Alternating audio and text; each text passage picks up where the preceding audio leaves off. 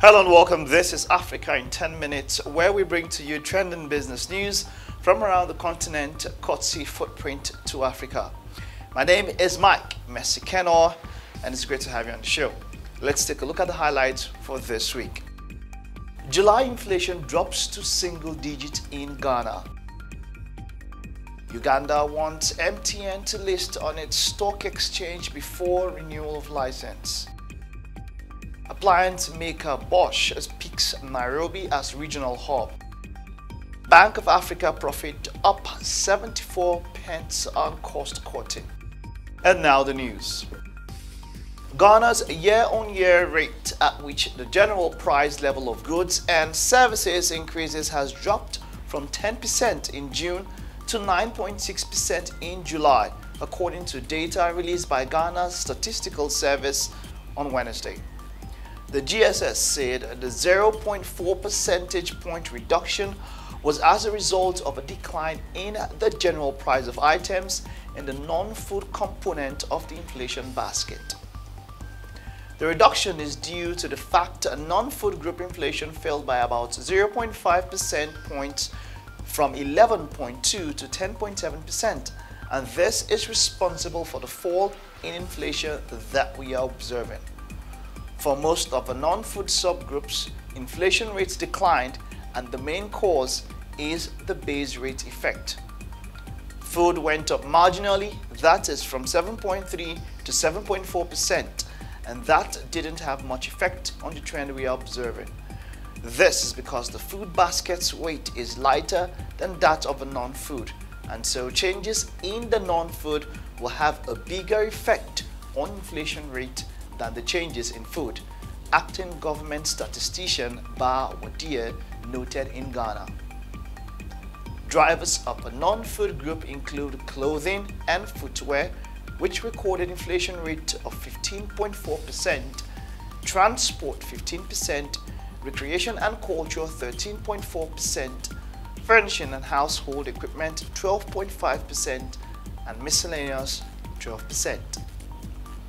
The food and non-alcoholic beverage group recorded a year-on-year inflation rate of 7.4%, a 0.1 percentage point increase over the rate recorded. The food and non-alcoholic beverage group recorded a year-on-year inflation rate of 7.4%, a 0.1 percentage point increase over the rate recorded in June 2018. Uganda has told the MTN Group that it has to list some of its shares on the Ugandan Stock Exchange as a precondition for renewal of its operating license, which expires in October. Godfrey Mutabazi, who heads Uganda Communications Commission, told writers that having operated its business profitably in Uganda for 20 years, it was only fair for MTN to allow Ugandans to own part of it. We are evaluating the conditions of license renewal, and that's listing shares on USC, one of the points we are discussing, he told writers. They have not shown any resentments to that proposal at all, Mutabazi added. MTN is an investor here, and they have been here for 20 years. I would argue that they have been here long enough. They should be identified as Ugandans, and the only way to do that is to list so that Ugandans can have a stake in that company, the UCC head said. The German engineering and electronics firm Bosch yesterday opened its first dedicated showroom in Westlands, Nairobi, where local customers can purchase its range of products. Until now, Kenyan customers have been purchasing the firm's products at Hotpoint Appliances, game stores, Carrefour, and at the village supermarket. Bosch Appliances, however, did not disclose the cost of setting up the Oval House showroom, which currently has 3 workers. Kenya is our hub for East and Central Africa, and we will continue to invest in the African market in the future, the firm told the Business Daily on its plans to expand operations across the continent. We are excited to introduce the extended range to our Kenyan customers. The new brand store gives the Kenyan community access to an extensive collection of the latest high-quality, energy-efficient products in the market, Bosch Head of Region for Turkey, Middle East and Africa, Norbert Klein, said. Bank of Africa, which shut down 12 branches and laid off staff last year, has posted a 74% growth in after-tax profit to hit 55.2 million shillings for 6 months ended June 2018.